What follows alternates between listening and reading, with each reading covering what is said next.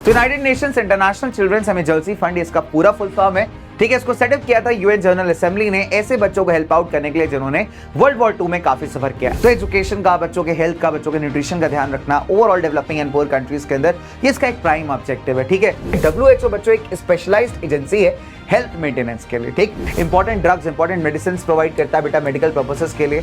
और ये जो नेशनल कमीशन है बेटा, ये बहुत सारे प्रोग्राम्स प्रमोट करता है यूनेस्को के, लोगों को भेजता है इंटरनेशनल लेवल की सेमिनार्स, कॉन्फ्रेंसेस होती हैं उनके अंदर पार्टिसिपेशन करने के लिए। उम्मीद है हेल्थ होगी एकदम चुस्त दुरुस्त और पढ़ाई होगी सुपर तंदुरुस्त। क्या हाल चाल, कैसे हो, क्या आप चल रहा है भैया लाइफ के अंदर? सब बढ़िया चल रहा है कि नहीं चल रहा है भाई? Welcome back once again to this amazing platform that's PW और आपके बेहतरीन प्लेटफॉर्म यानी बेहतरीन चैनल आईसीसी वाला के ऊपर स्वागत करता हूं आपका वापस से। This is your mentor, your friend, your guide Kunal this side. Hope है बच्चे, होपफुली बच्चे बहुत सारे बहुत अच्छे होंगे। मैं यही पूछता हूं बच्चों से, क्या बहुत बढ़िया हूं, बहुत मस्त हो। अच्छा, एक बालक था हमारा, उसने लास्ट वीडियो में पूछा मेरे से कि सर ये नोट्स यार बड़े लंबे लंबे दे रहे हो आप सर, है ना सर, थोड़े छोटे मोटे नोट्स दे दो सर, माइंड मैप एकदम पढ़ रहे हैं, थोड़ा जल्दी से रिवाइज हो जाए। तो बेटा देखो ऐसा है, पहली बात तो तुम ICSE के बच्चे हो, है ना, तो CBSE के सिलेबस से तो हम कंपेयर कर ही नहीं सकते। अब सिलेबस वाले बालकों के साथ चलो बन जाता है कि छोटा छोटा नोट्स दे करके काम बन जाएगा, हालांकि उनका भी सिलेबस ठीक ठाक है। ठीक है, बट माइंड मैप्स के अंदर भी अगर आपके चैप्टर्स को जो रेगुलर लेक्चर्स के होते हैं थोड़ा भी कंसाइज करो ना बालक, तो लगभग 18-20 स्लाइड्स तो देखो बन ही जाती हैं। अब वो भी हम वन शॉट कर रहे हैं। आप सोचो एक चैप्टर को 3 लेक्चर्स में करना है, एक चैप्टर को एकदम 20 मिनट के अंदर फटाफट से करना। तो यहां पे मेरा एम यही था कि आप बच्चों के लिए कम से कम समय में कुछ फटाफट से रिकॉल करवा दिया जाए, कुछ टॉपिक्स आपको याद करवा दिए जाए। ठीक है, और कुछ नोट्स ऐसे भी हों जिससे आप थोड़ा मतलब लिख पाओ, अगर आपको जल्दीबाजी में आपको पढ़ के जाना है तो दिमाग में रिटेन कर पाओ, कुछ पॉइंटर्स आप लिख पाओ। सो दैट इज वाई आप देखोगे बच्चों कि डिटेल्ड नहीं है, बहुत शॉर्ट है, शॉर्ट के भी शॉर्ट नोट्स हैं। ठीक है, तो इससे भी शॉर्ट करूंगा तो फिर तो हेडिंग्स ही आएंगी यार, और हेडिंग्स में फिर मजा नहीं आएगा ना। हेडिंग्स को देखो मैं समझा दूंगा लेकिन आप उसको रिटेन नहीं कर पाओगे, उसको आप कहीं लिख नहीं पाओगे। ठीक है, तो थोड़ी मेहनत एक्स्ट्रा करो बच्चे, है ना ICSE के बालक हो, थोड़ी एक्स्ट्रा मेहनत तो बनती है। चल इसी के साथ आगे स्टार्ट करते हैं। चलो, तो आज आपके लिए लेकर के आया हूं भाई टॉपिक एक बड़ा इंटरेस्टिंग, जिसका नाम है एजेंसीज ऑफ द UN, यानी यूनाइटेड नेशंस के अलग अलग विंग से अलग अलग एजेंसीज की बात करेंगे। ठीक है, अब सवाल उठता है बच्चे की, बहुत सारे बच्चों ने लास्ट टाइम बड़े अच्छे अच्छे आंसर्स दिए थे, और अगर आंसर्स अच्छे हैं तो आपके लिए एक डॉगेज शाउट आउट तो बनता है। तो भैया सौरभ त्रिपाठी, मुस्कान शुक्ला जी, अच्छा इन्होंने हार्ट्स बना दिए, चलिए कोई बात नहीं। दिव्यांश हमारे साथ है, बच्चे ने आंसर तो नहीं दिया बट थैंक यू बेटा। चलिए अनु मौर्य हमारे साथ जी, वेरी नाइस। ईशा हमारे साथ है, रजनीश कुमार हमारे साथ है, युक्स U8L हमारे साथ है। तो भैया आप सभी बच्चों को मिलता है एकदम तगड़ा वाला डॉगेज शाउट आउट। तो भैया डॉगेज भैया खुद आए आपको अप्रिशिएट करने के लिए, एकदम धुन तना वाला डांस दिखा करके। ठीक है, तो वेरी नाइस, वेल डन बच्चे, बहुत अच्छा करते हो आप लोग यार, बहुत बढ़िया करते हो। And this is what motivates us all to bring amazing content for you. ठीक है, चलिए दोस्तों आगे बढ़ते फटाफट से। अब हमने 2 चैप्टर्स है बेटा अपने UN वाले।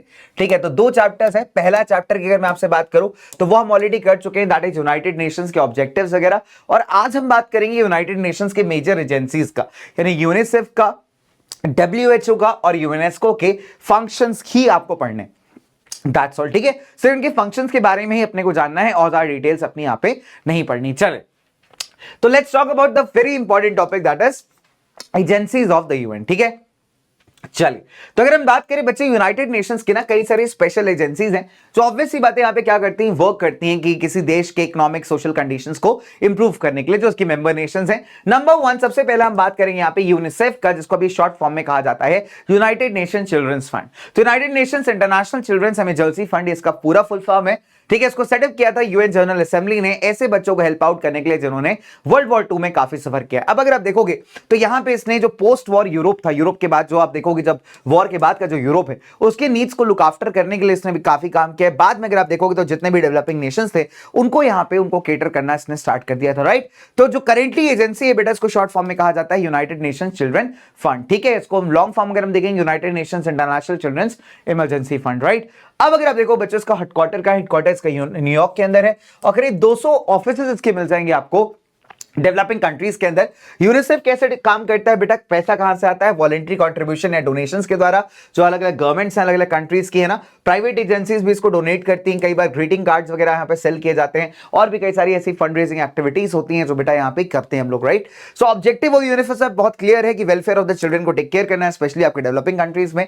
कैसे होता है, डेफिनेट सी बात है, बच्चों को low cost community based services provide करना, लाइक चाइल्ड हेल्थ हो गया, न्यूट्रिशन हो गया, वैक्सीनेशन हो गया, कम कॉस्ट में या बिल्कुल फ्री ऑफ कॉस्ट ऐसी सर्विसेज देना, ठीक है। अब फंक्शंस क्या है यूनिसेफ के, देखिए बहुत सिंपल सी बात है, ये ऐसे बच्चों को बचाता है, प्रोटेक्ट करता है जो कि स्ट्रगल करते हैं फॉर सर्वाइवल, हेल्थ कंसर्न्स होते हैं जिनके, है ना, वेलबींग बहुत डिस्टर्ब होता है जिन बच्चों का।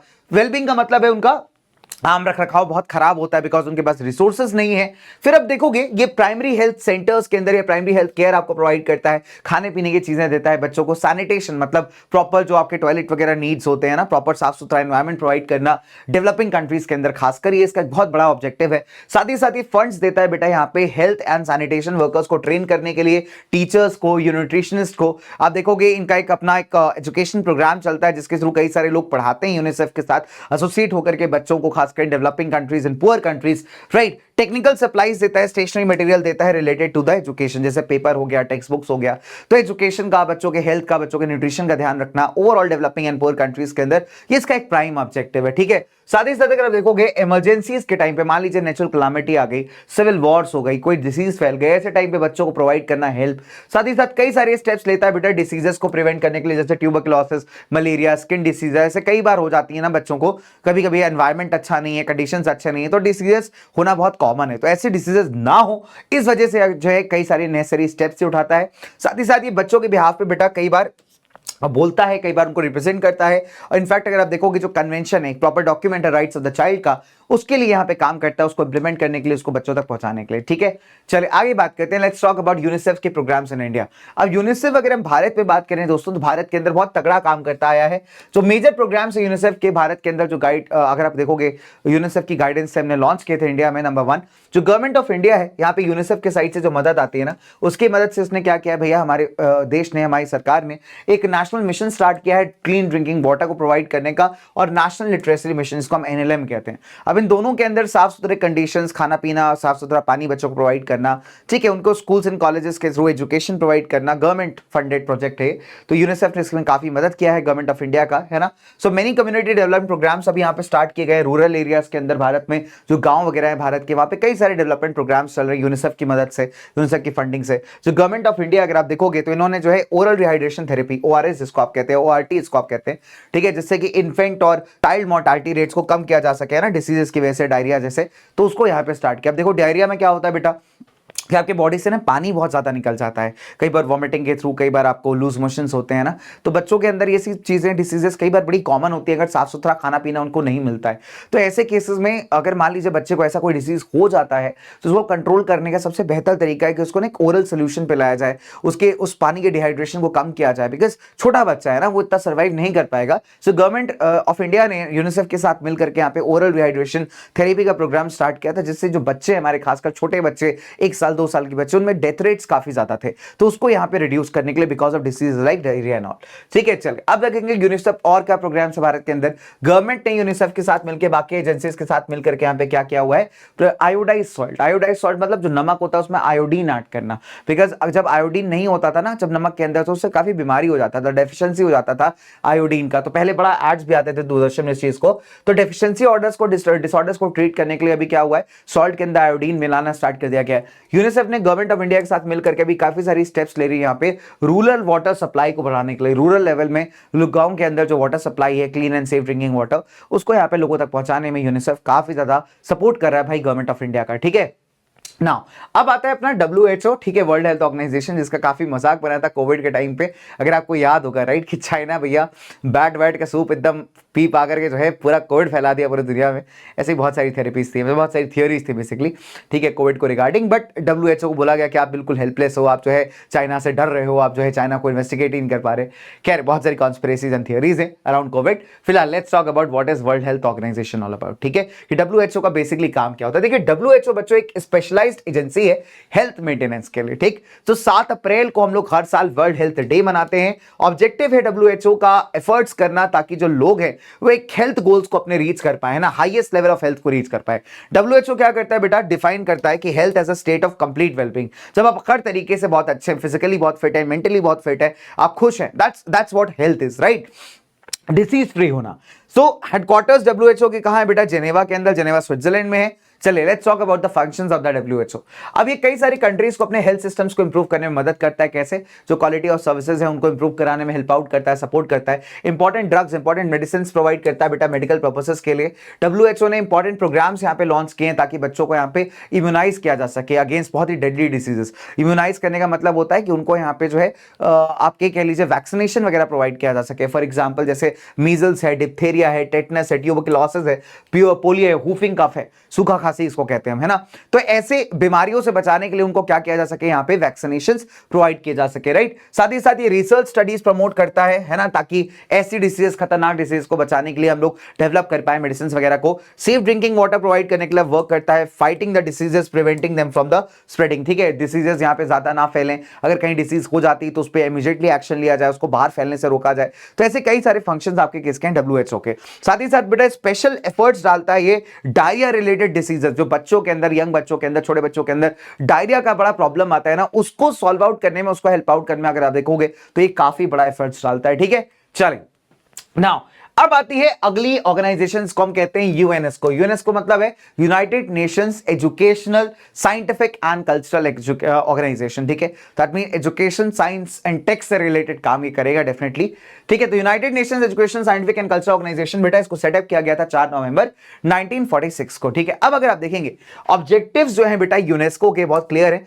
पीस एंड सिक्योरिटी को प्रमोट करना इन द वर्ल्ड, कैसे? बाय प्रमोटिंग कॉपरेशन सारे नेशंस के बीच में। कैसे? Education, science and cultural exchange के थ्रू कई सारे प्रोग्राम्स होते हैं, बच्चे एक दूसरे देशों के जाते हैं इधर उधर कल्चरल प्रोग्राम्स के लिए ना, science and tech related programs होते हैं, ठीक है। तो देश के अंदर, दुनिया के अंदर एक बढ़िया कॉपरेशन, एक सिक्योरिटी मेंटेन करके रखना, एक हेल्दी वे में साइंस टेक कल्चर को प्रमोट करना, ठीक है। हेडक्वार्टर्स कहां है बेटा इसका? हेडक्वार्टर्स पेरिस में, सुंदर जगह नो डाउट, ठीक है। चलो अब फंक्शंस क्या है बेटा इसके एजुकेशन में? देखिए नंबर 1 इलिटरेसी को रिमूव करना। कैसे? डिस्टेंस एजुकेशन प्रमोट करके। डिस्टेंस एजुकेशन क्या होता है? लेट्स से कि कोई कॉलेज है कोलकाता के अंदर, मुझे वहां से एक जॉब, मतलब वहां से एक डिग्री करना है, वहां से एक एजुकेशन करना है, तो मैं दूर रहकर भी पढ़ सकता हूं, घर रहकर भी किताबें लेकर के पढ़ सकता हूं, एग्जाम्स वगैरह होंगे तब आई कैन गिव दैट, ठीक है। तो ऐसे डिस्टेंस लर्निंग प्रोग्राम चलाना, ओपन स्कूल लर्निंग चलाना। ओपन स्कूल मतलब मान लीजिए कोई फेल हो गया नॉर्मल 10th 11th के अंदर, 12th के अंदर, ठीक है।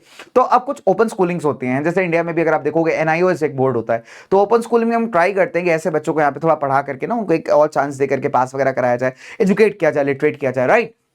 फिर यहां पे विमेन एंड गर्ल एजुकेशन को प्रमोट करना, फिनांस करना education of the disabled children, बच्चा अगर डिसेबल्ड है उसकी एजुकेशन को फिनांस करना, ठीक है। ग्रांट्स देना, ग्रांट्स मतलब स्कॉलरशिप्स वगैरह देना, फेलोशिप्स वगैरह देना टीचर्स को, है ना, स्कॉलर्स को, ताकि यहाँ पे काफी हद तक जो है इंटरनेशनल अंडरस्टैंडिंग हो सके, एजुकेशन के थ्रू आपस में एक्सचेंजेस हो सके, है ना, एजुकेशनल एक्सचेंजेस। फिर बुक फेयर्स वगैरह, फेस्टिवल्स ऑर्गेनाइज करना नेशनल इंटरनेशनल लेवल्स पे। इसके अलावा अगर आप देखोगे एजुकेशन को as an instrument of international understanding promote करना, कि एजुकेशन के थ्रू आप चीजों को बहुत इजीली सॉर्ट आउट कर सकते हो, इस ऑब्जेक्टिव को बेटा यहाँ पे प्रमोट करना। फिर अगर आप देखेंगे बच्चों, इसके अलावा हम साइंटिफिक एक्टिविटीज की बात करें तो यूनेस्को क्या करता है? सेमिनार्स ऑर्गेनाइज करता है, कॉन्फ्रेंस ऑर्गेनाइज करता है साइंटिस्ट की, ठीक है। अगर आप देखोगे तो एक मंथली मैगजीन भी आती है यहाँ पे यूनेस्को की, इसका नाम है कुरियर। सो अगर आप देखेंगे it promotes research studies in geology, mathematics, physics and oceanography, in subjects के अंदर रिसर्च प्रमोट करता है काफी ज्यादा।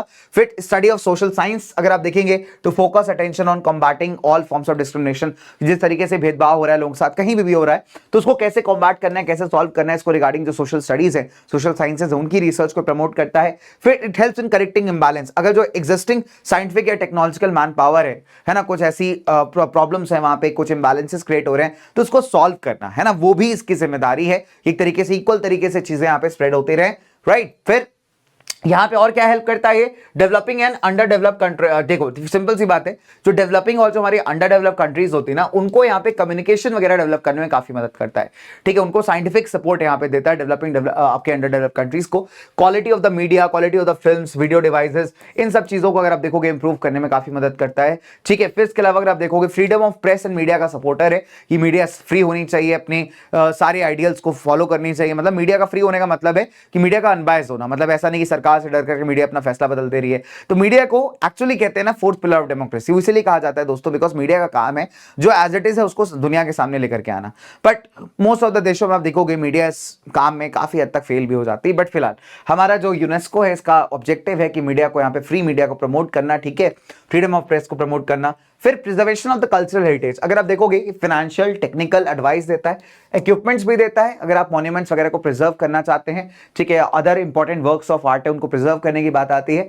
एनकरेजमेंट देता है आर्टिस्टिक क्रिएशंस को, लिटरेचर वगैरह में, फाइन आर्ट्स वगैरह में एनकरेज करता है आर्टिस्ट को। साथ ही साथ कल्चरल डेवलपमेंट के लिए काफी काम करता है through the medium of fine arts. Fine arts एक प्रॉपर सब्जेक्ट है बेटा, तो लोग इसमें आर्ट से रिलेटेड कई सारी चीजें स्टडी करते हैं, तो उसको काफी सपोर्ट करता है ना कल्चरल डेवलपमेंट के थ्रू।